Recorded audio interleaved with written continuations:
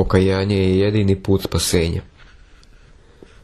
Čitao sam odlomke iz novina i veoma se rastužio, jer sam video, čuo i razumeo da čovečanstvo ubrzano stremi širokom stazom koja vodi u propast.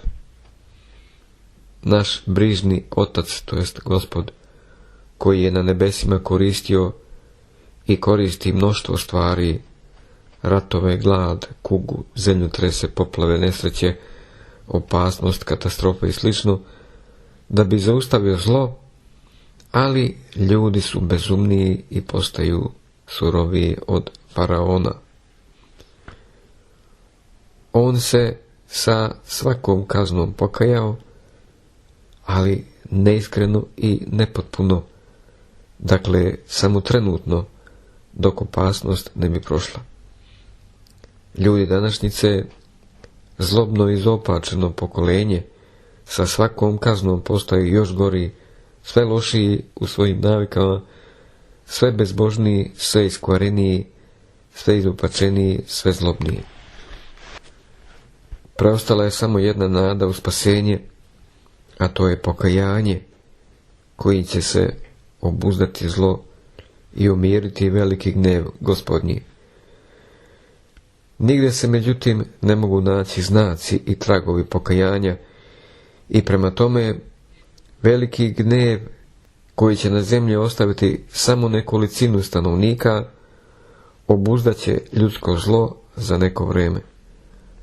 A kada ono ponovo počne da narasta, doći će kraj, završetak sadašnjeg vijeka, ali nijedan čovjek ne zna pouzdano dan kad će se to dogoditi. Neka Bog, čije su milosrđe i samilost bezgranični, odlukama i načinima koji su samo njemu poznati, spase i nas i čitav ljudski rod. Budimo spremni pre nego što se vrata milosrđa zatvore. Čuvajte se da vas ko ne prevari. Matej 24:4. Nebo i zemlja će proći, ali riječi Gospodnje neće proći. Ali Sin čovečiji kada dođe, hoće li naći veru na zemlji? I zato što će se umnožiti bezakonje, ohladnit će ljubav mnogih, jer će ustati narod na narod i carstvo na carstvo, i bit će gladi i pomora i zemljotresa po svetu, i izići će mnogi lažni proroci i prevarit će mnoge, ako bude moguće, prevarit će i izabrane, jer će tada biti nevolja velika, kako nije bila od postanka sveta do sada. Kraj citata. Među svim proročanstvima našeg Gospoda Isusa Hrista, proroka, apostola, svetih otaca i učitelja, kako starih, tako i novih, sve do misionara i sveštenomučenika Kozme Etolskog, neka su već ispunjena, a neka će se tek ispuniti kada dođe pravo vrijeme. Pokazalo se da su sva proročanstva lažnoga Hrista, lažnih proroka, Hilijazma i drugih jeresi lažna i potvrdit će se kao takva. Čuvajte se da vas ne prevare lažni proroci. Kada su ga učenici pitali o danu kada će se zbiti svršetak veka, Gospod je odgovorio: a o danu tome i o času niko ne zna, ni angeli nebeski. Tada je dodao i sljedeće: nezabeleženo proročanstvo koje nije zapisano u knjigama evanđelista. Svršetak vijeka će se zbiti kada muškarci postanu žene, a žene muškarci. Upitan kada će biti svršetak vijeka, božanski Krizostom je odgovorio: kada žene ostanu bez skromnosti. Vidimo da se ovih dana izvršavaju oba proročanstva. Kraj je dakle blizu, ali mi se nećemo plašiti, nego ćemo se naoružati oružjem vere i svetlosti i podići ruke i oči, i srce prema Otcu našem nebeskom i preklinjati ga pokajanjem i skrušenošću, suzama i vapajima, da nas zaštiti, sačuva i spase od dolazećih patnji i nesreća, da nas kao brižni Otac prihvati u večni počinak, radost, naslađivanje, blaženstvo i sreću u njegovom nebeskom carstvu, da bismo ga sa angelima i svetima slavili i blagosiljali u beskonačne vekove vekova. Amin.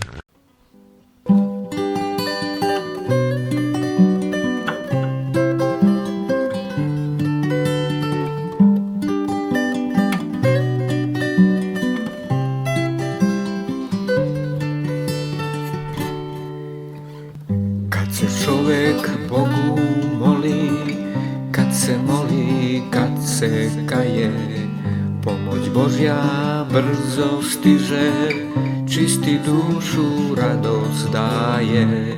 Kad se čovek Bogu moli, kad se moli, kad se kaje, pomoć Božja brzo stiže, čisti dušu i uzdiže.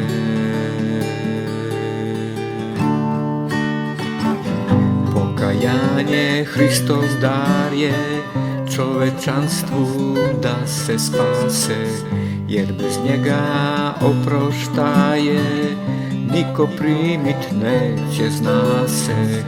Kada plačeš, kad se kaješ, vratio si vremen nazad, tako duši snagu daješ, brišeš čemer, brišeš jad.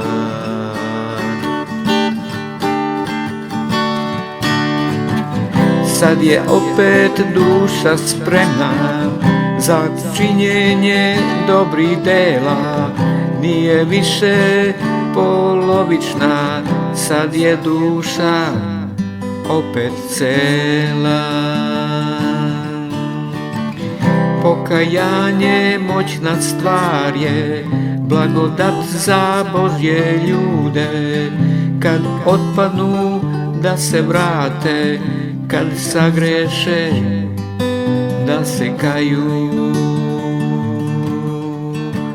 kad zalutaju da ne izgube.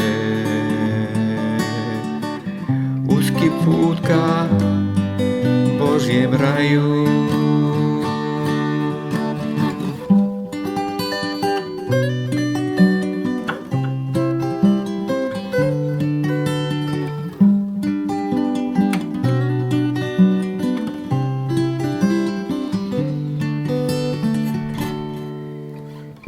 Kad se čovek Bogu moli, kad se moli, kad se kaje, pomoć Božja brzo stiže, čisti dušu radost daje. Kad se čovek Bogu moli, kad se moli, kad se kaje, pomoć Božja brzo stiže, čisti dušu i uzdiže. Pokajanje Hristov dar je čovečanstvu da se spase, jer bez njega oproštaje niko primit neće, zna se.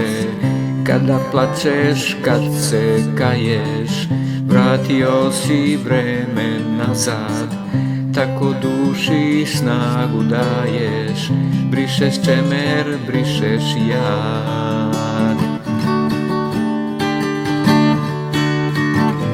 Sad je opet duša spremna za činjenje dobrih dela, nije više polovična, sad je duša opet cela, cela. Pokajanje moćna stvar je, blagodat za Božje ljude. Kad otpadnu da se vrate, kad sagreše da se kaju, kad zalutaju da ne izgube. Uski put ka Božjem raju.